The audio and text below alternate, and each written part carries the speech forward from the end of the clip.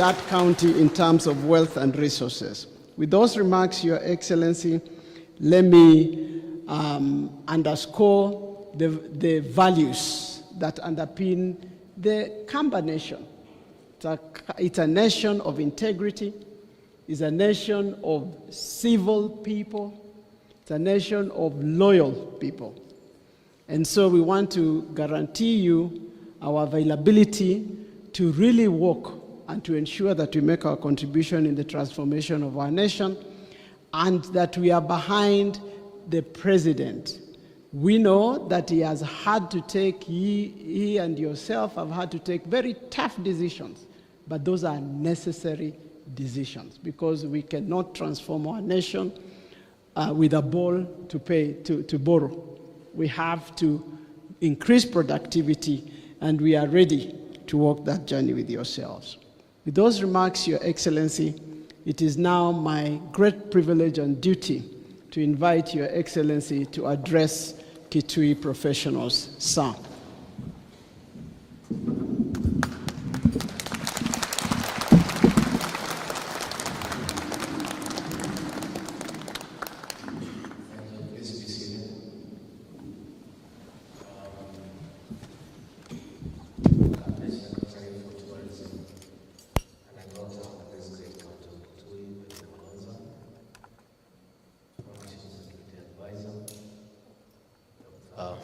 Juma, our advisor, the president of women, Harriet, and now the chairman of this great caucus, Amos Kisilu, and all the professionals from Kitui. Good evening. Baitu moyaseo? Moyaseo ingi? Asante sana. To start with, let me say thank you very much, CS, for inviting me to come this evening and have a little chat with these professionals. For us, we went to school quite a while ago, and the kind of work we do on a daily basis of working with the ordinary Kenyans, when we get an opportunity to talk to professionals, we get very privileged. See, when you talk to doctors, you feel like one. No, there was a process in biology called osmosis. You know, so when you sit with learned people, people who have gone to school properly, a fellow like me who have masomo yangu iko chini kidogo, through osmosis, I also get enriched. So it's really a great evening. It's a great evening. And CS Malonza, let me tell you, what you have done is almost next to impossible. Getting 300, 400 professionals, busy people, people who have their own money, they are busy doing their own things, to leave whatever they are doing for 3-4 hours and come and sit is not a joke. I really want to say that is leadership, and that is what is required, not just in Kitui, but across the country. And for you professionals, let me also thank you for being selfless. You are all busy people. Looking at you, you are not lacking. There's really nothing you need from this years. It's really patriotism and the love for the people of Kitui. That's why you are here. Because there is nothing that you can get from this meeting, but you have left whatever you do. You have driven here, you are here, it's late at night.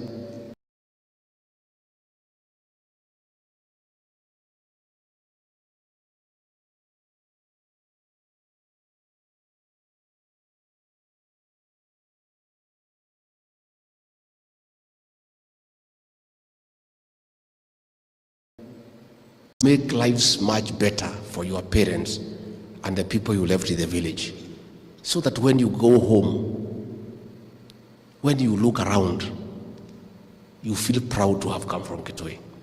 There is nobody who is sane, who is happy to go back home and find roads are impassable, there is no water, children are jigger infested, the schools are leaking. Anybody with some sense feels very challenged. But because these things you cannot do, you cannot build roads no matter how rich you are. You cannot do a dam no matter how rich you are. These are services that are given by government. And that is why you are here, to discuss the development of your county. Politics are two things. Politics is a struggle for scarce resources. Period. Let nobody cheat you about politics. Igine yote ni porojo. Is a struggle for scarce resources. And because the resources are scarce, they must be influenced. That is why people want their son to be president, so that he can influence scarce resources to come to their place. There is no other reason. That is why people look for a governor whom they know to influence resources to come to their area. So, as you make decisions in choosing leadership, always at the back of your mind, remember, it is about struggle for scarce resources. And that is why everybody desires to be in government, so that you can influence the allocation of resources that are meager and scarce. We have a budget of about 3-point-something trillion. Our revenue base is 2.2 trillion. We have a deficit of almost $1 trillion. Those resources are required by everybody. You need roads in Kitui, you need mega dams, you need schools, you need everything. The resources are hardly enough. Where I come from in Nyeri, we want the same resources. Makueni, they want the same resources. Masaku, same resources. Kisumu, same resources. So, that is why you fight hard through the ballot to have enough representation in government to influence, harness, and look for those resources to come and develop your area. From where I sit, from my little geography and history, and a bit of travel in this country, Kitui County and the Kamba Nation in general requires affirmative action.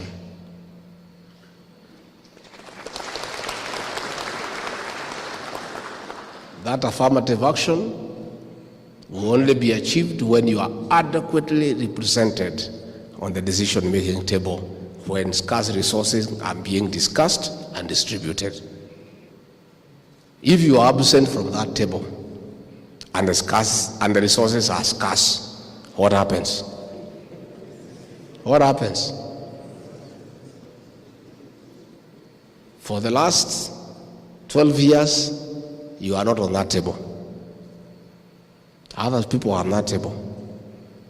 The few people you have on that table don't have the necessary muscle to push your agenda. Today we have people in the cabinet. They come and push your agenda. It goes to parliament. The people you have there are not in government. Which office can they enter and lobby? So a decision by one leader isolates an entire community. And not once, not twice, thrice. You can't do the same thing all the time and expect different results. But I've come here today because the Bible says, among the 10 who are healed, only one came to say thank you. I'm that person. At least in all this political madness in Ukambani, the people of Kitui decisively and intelligently gave William Ruto and I 28%. I have come to say thank you. And I want to say every journey starts with a single step. In the political staircase of this country, you made so many steps. Because there is a requirement of so many counties for a presidential candidate to have 25% and above. Kitui was among them. And for that, President William Ruto and I are entirely very grateful. And I want to tell you, from where I sit, from my knowledge of the political perspective of this country, you are moving in the right direction. Kitui County is headed places. And that is why,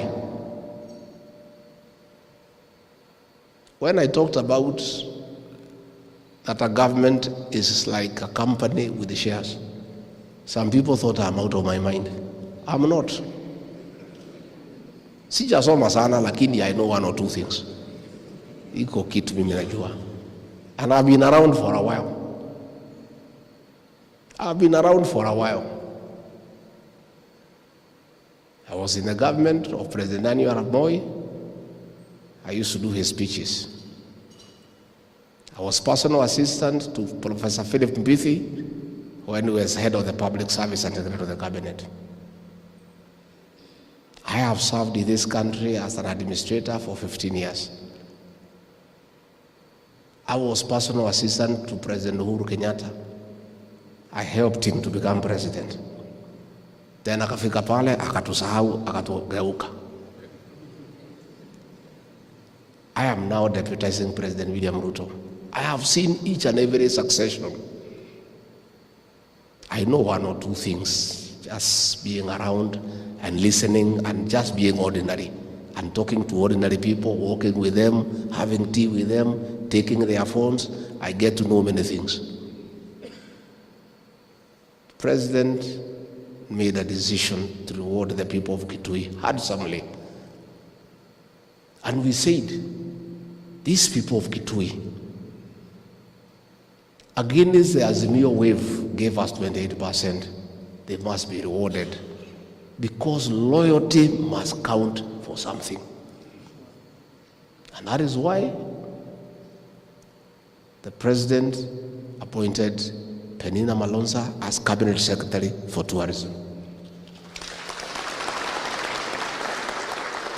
Even siku alifika pale parliament, akashituka na makamera na nini na wabunge, which is normal. She has never been in that situation. And a human being is a human being. Facing hii wabunge hapana mchezo. Na hii makamera ingine iko na manyoya nini. So akachanganyikiwa pale kidogo. And you know pale ukichanganyikiwa the first question, maneno imeisha. The president and I made a decision that we must start with this lady from Kitui. And we told our members of parliament, barabara ni hiyo. That was our decision. That lady is okay, give her a chance. And tukapanga kanisa Kitui. We came there to lobby the Ukambani MPs. Musiende kuangusha mtoto wenu and give credit where is due. They came and joined hands with us. We overturned that thing. Today she is cabinet secretary. And the president made the right decision. I want to tell you today, not because she is here, in terms of commitment, passion, zeal, focus, hard work, this lady has no equal in the cabinet. And I never regret coming to Kitui to lobby and calling our MPs. If there is a daughter of Kitui who has a commitment to serve. It is Penina Malonza. And the president and I are very happy with her. And I work very closely with her. Tukatoka hapo, tukatafuta mweke. Ndio huyu ni PS wetu wa livestock. And he's doing a good job.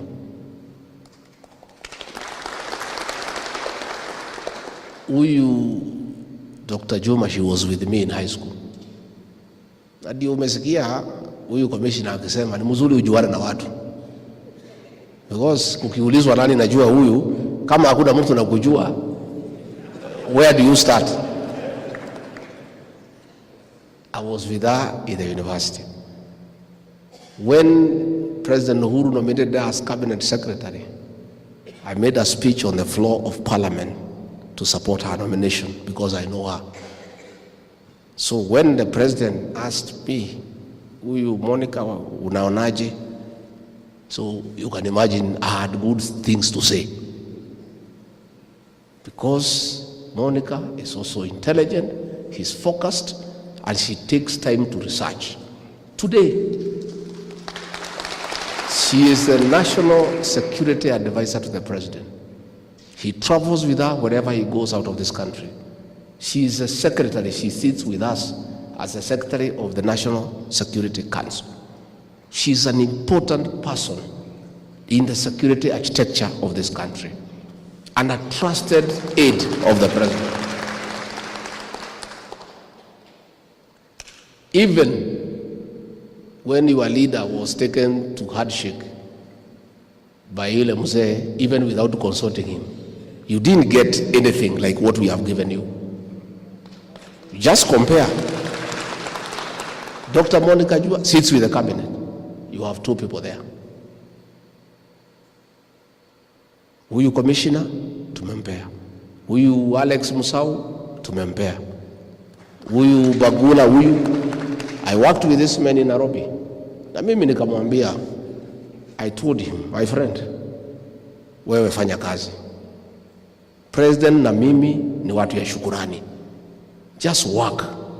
He was supposed to be deputy governor ya Margaret Wanjiru.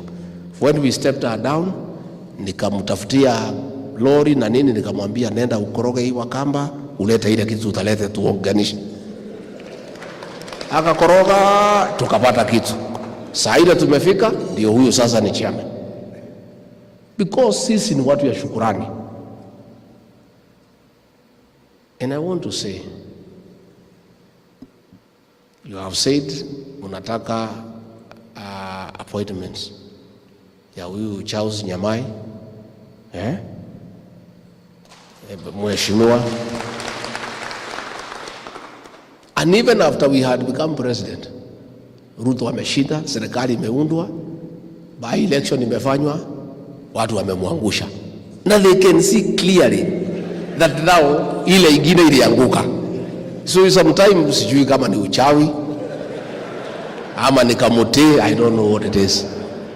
Yeah. Kuna yule Felix Nguli huyu. Ako wapi ile jamaa yetu? Ile alikuwa MCA. Huyu. Anaitwa? Nitakutafutia kitu wewe. I'll get you something. Umelia sana. This is a good man. I will get you something. I'll talk to president tukutafutie na huyu Nyamai, tuko pia na Munuve, ako pale Mwingi and a few of other people. We still have some space. Watu ya Kitui mimi nataka tutafute urafiki na nyinyi. And why did I come to St. Charles Lwanga? I have been invited to many Harambes, but I made a conscious decision. These are people against a strong wave ya Azimio, where Kalonzo Musyoka comes from, his county. They defied him and gave us 28%. Nikasema, that gesture, lazima turudishe mkono. And I want to tell you, Kitui tutakuja. And when I was there, I asked, hii shule, vile imekaa, tulikuwa na vice president hapa miaka 5. tumekuwa na minister Kaluki. Hii shule, driver wangu akaniuliza, kwani hapa kuna kaanga namna gani?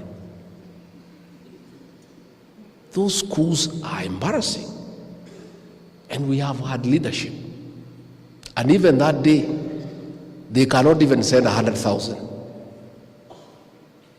Lakini wakiitwa hapa mchange pesa ya wale watu wamepata shida kwa maandamano, wanatoa nusu milioni. Shule ya nyumbani huwezi tuma hata 100,000. Hata kama hukuji kwa sababu Rigathi yako pale, si utumane kwa principal. These schools in Kitui, why is Gachagua coming from Nyeri kujenga shule Kitui na wako watu wa hapo wamekuwa kwa uongozi miaka hii yote? No, you people, you must think very hard as professionals. You know, it is you who will define what happens to your county. The leaders you have taken you to a ditch, not once, not twice, not thrice. Sasa kama nyinyi munaingizwa kwa shimo na munaona munaingia, what kind of professionals are you? Sisi watu ya hapa Mlima Kenya, Uhuru Kenyatta alikuwa president, commander in chief of the defense forces, the richest man in Africa, the biggest family with big names. Akatuchukua kutupeleka kwa shimo, tukakutana viongozi and professionals, tukaangalia, tukaona hii barabara hii, tukifuata hii mtu tutaenda kwa shimo. Mimi mwenyewe nikaketi chini na yeye, nilikuwa mtu yake ya mkono na rafiki yangu, nikamwambia hii hapana, hii barabara hapana. Sasa hapana, lazima. Nikamwambia, wait a minute, ati lazima? No. Hapana, hiyo lugha usitumie. So he insisted. We called watu wetu, tukaongea. We made a decision. We defied a president, commander in chief, the richest man in the continent, and we told him no. We made a decision, and that was it. Sasa nyinyi professionals, kila mwaka mnafuata mtu, na nyinyi ni watu mmesoma. You people are not stupid, you are intelligent people. You listen to other Kenyans what they are saying, but you just follow blindly. Anaingiza nyinyi kwa shimo, mnaingia mnakaa miaka 5. Haya, ikifika miaka ingine 5, mkitaka kutoka anamwambia mrudi. Even I want to understand, because the Kamba people are our cousins from where we speak. I understand your language. I stayed in Machakos for a long time. I was a teacher there. I want to understand you people. Where is the pride of your community? Pride. You know, a people with a culture must have some pride. And professionals must protect the pride of a community. Huyu mzee amechukua mtu wenu, amemfanya running mate yake mara 2. Wameanguka pamoja. Imefika wakati amesema enda interview. Na anamjua. He had picked him twice. Tells him when I interview, uulizwe maswali. Yeye amesema sitaenda. Usiku amebadilika, amesema acha niende. So ameenda pale, ameaibishwa, and there was no interview. Already the matter had been decided, na kila mtu alijua hapewi. Where is your pride as a community? Kama ni sisi kwetu, mtu wetu aitwe interview, hiyo harusi ingeishia hapo siku hiyo. Because we have some pride as a people. The Kaba people are educated. They are hard working. and they are very loyal to a cause, they deserve some respect. How would you humiliate an entire community by subjecting their leader to humiliation and ridicule? Na ujue anabeba nyinyi kama wafala. Yule alichukua polling station yake, out of 950 votes alipata kula 17. Nyinyi mliaibishwa mkachukua yote mkampatia. So that is why he'll continue despising you as a community and your leader, because you have failed as a community to protect your pride. And this is something you people who are educated must really think about. How are you treated? Because if somebody treats your leader that way, it is the way he perceives you as a community. He disrespects you, he has a low opinion, and he knows you have no choice. You just follow him blindly. Akienda kwa shimo, unamfuata. That is why, for the first time, tunaanza kuona mabadiliko Ukambani. Watu wa Ukambani walikataa kuweka sufuria kwa kichwa. And I think you have started to regain your respect as a people. And even from where I sit, hii ilikuwa mlolongo wapi, si watu ya huko. They were brought there. It was not the Kamba people. What happened is saa ile Wakamba walikataa kwenda maandamano to show that this demonstration is not about one tribe. It had to be arranged, kuletwe vijana. Vijana ya Kikwetu wanakaa hapo adriva hapo, wa ile kikundi ile ngine ya haramu hapo ndio walifanya hiyo kazi, na si Wakamba. Hata hiyo ilikuwa wote, hiyo ilikuwa pale on the highway, is not the Kamba people. For the first time, tumetolea nyinyi kofia. Because saa hii kama Wakamba wangetoka maandamano wapigwe risasi wauawe, wangesema ni nini walikuwa wanapigania na ni nini wanafuata. Na huyo hakuna cost of living anafuata. No. Anataka tumgawia serikali kwa nguvu. Na hata tukimgawia na hatuwezi, mtu yenu hakuna kitu atapata. Yeye atakuja apiganie familia yake. That is the truth. So you people, you have a date with the destiny. Your community, the 3 counties of Ukambani, they need water, they need roads, they need electricity. Those things will not come to the level you want when you are out there in the bush. Mutapata because you are Kenyans, kidogo kidogo, lakini itafuatwa na nani? Who will follow? Nimesikia mmesema compensation ya barabara ya kutoka Kibwezi kwenda Mwingi. Tuko na watu wanataka compensation pale Mlolongo laini. Iko barabara ya kwangu inaitwa Keno Marua. Iko ingine wapi Mlolongo. Pesa ni kidogo. Sasa nani atafuata? Wabunge wenu hawako.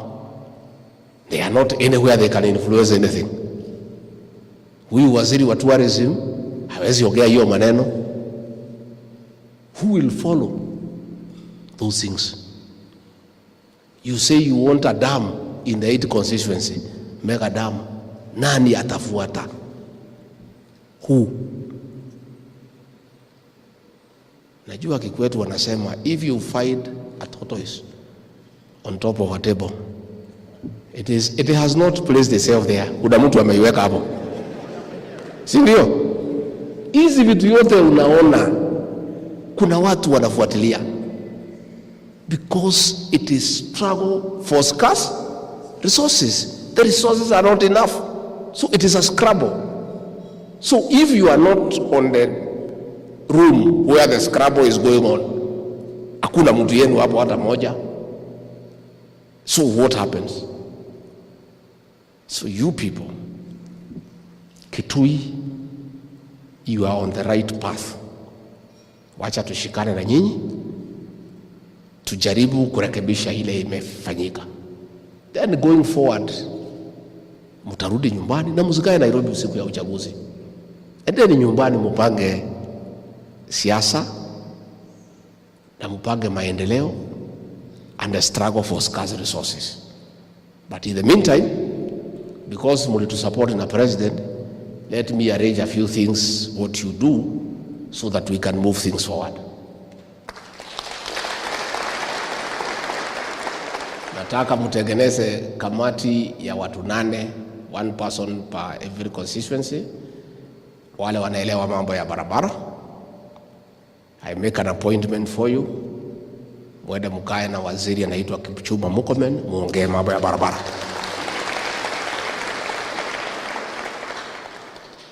I want you to make another committee of 8 people, water engineers with people nani, ni tegeneze appointment, mwende mkae na Alice Wahome. Mumeongea mambo ya dengu na nini na kilimo, another committee of 8 people, professionals, because sasa hamuna wabunge ya kufuata mambo yanu. Ni Nimrod Bai na Nyamai. Nimrod Bai kwanza amaliza ile shida kidogo iko, alitoa fujo kidogo, so saa hii is a little bit injured. So it is you, na mimi nitamsaidia, tutasaidiana na hao CS. So another committee ya agriculture, mukae na Mithika Lintore. Mumesema mambo ya huduma center. Another committee tupange mukae na Aisha Jumwa, na nitafuatilia, si ndio? So that we start moving. You have talked about mining. Many minerals in Kitui. Muti ya kufuata ako wapi? Mutu yenu ako kwa mikutano kila siku. Hii mikutano haizai, haileti chochote. He's lost direction completely. This is a community in need. He was vice president. Why didn't he deliberately make an effort on the exploitation of minerals in the Kitui County where he comes from? What did he do about those minerals? Nothing. So, another committee of 8 people, mambo ya minerals, coal, nini, iko vitu mingi Kitui. Na mkipata pahali nauzwa shamba, munitafutia ninunue. Najua sisi wa Kikuyu ni watu ya muonda. Another committee, I'll tell the CS Mining, Salim Mvuria, muketi. Then sasa hizo kamati, mupeleke hizo maneno. Then I'll call a meeting of those ministers and Dr. Monica Juma and Penina. We discuss progress. Once we discuss, we agree on the way forward. CS apanga hii delegation with all those issues kwa rais wa Jamhuri ya Kenya. We go and discuss. President is very happy with this county, I can tell you. So, they say Kikwetu, strike the iron when it's still. Yeah. Najua hiyo mtu ya kwenu anaweza aende tena aseme kitu achavue roho ya rais. So wacha tufanye haraka. When he is still happy with Kitui, you know, so that we can make progress. But I also want to say, you have good people. I saw the people of Kitui make a decision about Charity Ngilu that she has no capacity to be governor na ikaisha. So I know from where I sit, I have a feeling you people are going to make the right decisions. Because I saw you looked at that lady, mukaona hakuna pahali anapeleka county. And you made a decision, si ndio? Because najua tulikuwa tunatembea huko. Tunauliza, sema bana. Huyo bana. So I know you can liberate the people of Kitui from bad leadership and put this county on the map of Kenya to attract development, to build schools, to make sure you have good infrastructure, you have water for irrigation, because your land is good. Mungu amempatia nyinyi ardhi nzuri, rotuba nzuri. All you need is water. Hii maji hawezi patikana kwa hiyo kelele. Adam, kwa hiyo kelele itatoka wapi? Hawezi. Hiyo itaongewa kwa maofisi, ndani ya ofisi, ndani ya bunge, like-minded people who are favor with the government. So me, I want to assure you of the support of President William Ruto and we'll work together with your leaders here. We look for several positions hapa na pale. I'll tell the president of this discussion, and we try to get a few people here and there so that you also feel you are part of the transformation of this great republic. Munisamehe, mimi ni mtu ya kuongea ukweli. If ukweli yangu imedunga roho yako, pole, unisamehe. I was born that way, I will live that way. Najua watu wanadharau wengine. Hii watu ya Azimio na magazeti na social media walikuwa wamenidharau. Wananiandika mambo mingi, mtu ni mshamba, hajui kuvaa. Sijui nini. Najua mimi najifanya mjinga. I just kept quiet. Siku ya debate nikaweka ile mambo pale. Nikawaachilia ile kisungu yenyewe.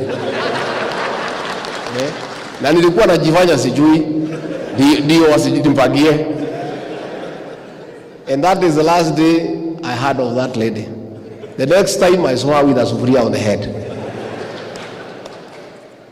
Usisarau mtu tu ati unaona ako tu jua kali nini. Don't. Kila mtu wako na kipawa chake. And I want to tell you, please, let's work, let's support these CSs. And huyu CS wetu, you are trying. Hata hii kuleta watu ya Kitui pamoja, I really want to commend you. People are led. Mungu amekupatia nafasi, wewe ni waziri. President amekupatia nafasi, unakwenda kwake, unakuja kwangu. Tumia hiyo ofisi kuleta watu ya Kitui pamoja. And try to make a difference. And history will judge you kindly. That siku ulikuwa waziri, at least there are several things that happened in that county. So mimi, I am waiting for those committees mutengeneze. Waziri ataniambia, I'll create the appointments, we start moving. And then tukisikizana, tuende kwa mkubwa, then we start moving in the right direction. Okay? I am ready and willing kuja Kitui anytime mkinialika. Nikuja hapo tukule mudhokoi, tufanye harambee. Tujenge kanisa, tujenge mashule, tuchangie kina mama, tuchangie vijana. This is our country. This is our country. And we are ready and willing. And you have already demonstrated good faith to us by the way you voted for us. But I want to tell you, huyo kiongozi wenu mtamuongelesha. Do you know, even after we won, mkubwa alimuita, and offered him to come to government. Akasema hapana, wacha tungoje Supreme Court, mkitushinda tuongee wakati hiyo. Already we had won, they have lost. We were inviting him to come to government and bring the Kaaba nation to government. After amekuwa defeated the Supreme Court, alikuja amekimbia, akaambiwa umechelewa. Akajaza fomu ya speaker ya Senate, akakosa mtu ya kumpropose. Akajaza ya National Assembly, akisikiza hakuna, mambo ikaharibika. Saa hii anadanganywa ati atawachiwa. Kuna kitu ya kuwachiwa na mtu? Nyinyi watu ya Kitui, kuna kitu ya kuwachiwa? Hii kitu ni kutafuta, unatafuta, utawachiwa na nani? Hakuna. So you really must liberate the Kamba nation from bad leadership and selfish leadership. One man cannot take a whole community into the wilderness for 15 years. And you have an example to learn from the Kikuyu nation. Life is, walimu wanafundisha na examples. Mumeona sisi tumemwambia president akwende. And we liberated the Kikuyu nation from one family. You saw William Ruto liberate the Kalenjin from the Moi aristocracy. But since nyinyi hamujapata kiongozi, it is you the professionals to liberate the Kamba nation and put it back on the path of development and progress. You cannot continue following somebody blindly year after year and you are getting nothing out of it. It is not right, it is not fair, it is not reasonable, and you people owe your community an explanation. Because the rural people listen to you. I can tell you, kwetu siku ya uchaguzi inamalizikaga Saturday. Saturday, si uchaguzi ni Tuesday.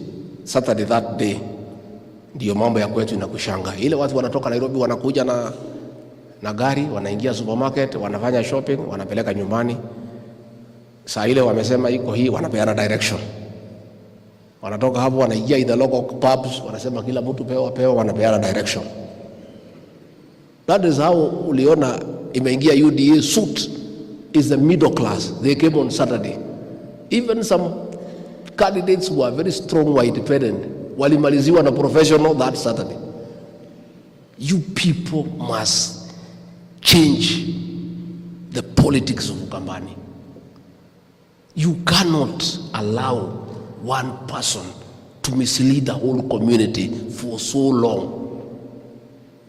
You must make a decision. Because you have gone to school, Mungu amemsaidia, mumepata kipawa, you are able to discern, you can analyze the politics of this country and take your people in the right direction. And that is your duty. So if you don't complain. Because now you complain to who? Ile watu mmewacha nyumbani, hiyo ni watu watafanya vile mmemwambia. So mkienda kulalamika kwa hao na hao watalalamika kwa nani? It is you people. And I'm so glad this is a good forum. I needed to say that itoke kwa roho yangu. It's because I feel pained. Because the Kamba people are decent people. They have a commitment to what they like. And even that, you are supporting that mzee, we don't blame you because you are like that. You are people who are very committed to a cause. Lakini mkienda muone hiyo barabara kuna pahali naenda, you can change your mind. Only a fool doesn't change his mind. You are educated people, you are enterprising, you are hardworking. You deserve better. From where I sit, you deserve better. You deserve better leadership. You deserve a fair share on the decision-making table when a decision is being made on the distribution of scarce resources. And since these resources will remain scarce, please make sure that you are part of the people making that decision. Otherwise, when the resources are scarce and you are not there, what is likely to happen? So please, I beg you, I plead with you, make Kitui great. You have the capacity, you have the knowledge, you have the know-how, you just need the willpower. to make a difference. With those very many remarks, I'm sorry I've talked too much. I've kept you for long. I want to apologize.